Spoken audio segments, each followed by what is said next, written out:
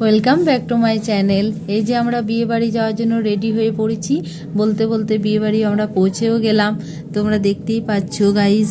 তারপরে তোমাদেরকে একবার দেখিয়ে দিই, কত সুন্দর সব গোপাল ভাঁড় সেজেছে, কত কার্টুন এসেছে, এদিকে রকস্টার হচ্ছে।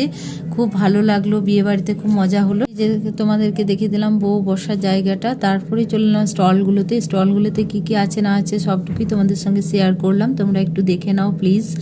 তারপরেই দেখো, তোমাদেরকে দেখায় একবার বিয়ে বাড়িতে কত সবাই মজা করছে, গান বাজছে, নাচ হচ্ছে, কত সবাই ড্যান্স করছে, দেখো খুব মজা আছে সবাই।